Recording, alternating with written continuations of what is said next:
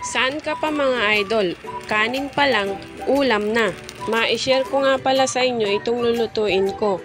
Marami kasi kaming bahaw na kanin kaya naman sasangagin ko siya mga idol. Habang nagkakape kasi ako kanina mga idol, meron akong tirang mais at naisipan kong ilalagay yan sa aking gagawing sinangag.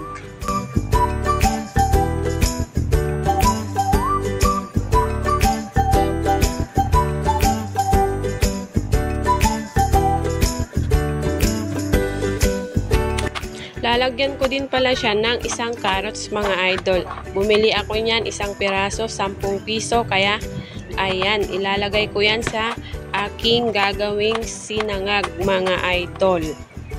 At syempre mga idol, hindi mawawala dyan ang bawang. Kaya naman, lalagyan ko siya ng 4 na ngipin lang ng bawang mga idol. Kasi mahal din ang bawang na nabibili ngayon. Lalagyan ko rin siya ng pechay mga idol para naman mas makulay yung gagawin kong sinangag. Mala chow king chow fan yan mga idol. At ayan, naglagay na nga ako ng mantika sa aking kawali na gagamitin. Nilagay ko na ang bawang.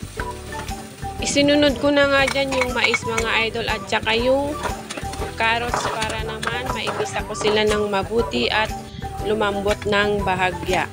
Lalagyan ko nga rin yan mga idol ng 3 pirasong itlog. Nabili ko rin yan sa palengke. 3 piraso, 20 pesos mga idol. At ayan, ilalagay ko na nga siya mga idol.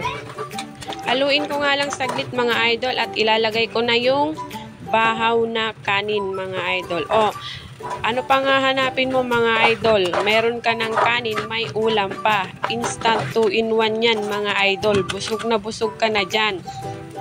Try nyo ring subukan to mga idol at tiyak na magugustuhan ninyo. Pati na rin ang mga anak nyo at yung asawa nyo mga idol. Tiyak na magugustuhan nila ang lasa dahil naman napakasarap at makulay pa siya mga idol. Ayan, nilagay ko na nga rin yung pechay dyan at halu-haluin ko nga lang yan hanggang sa maluto yung nilagay kong pechay mga idol.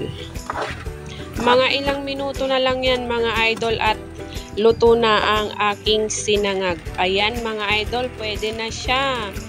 Ayan, kita nyo naman, makulay na makulay ang aking sinangag mga idol.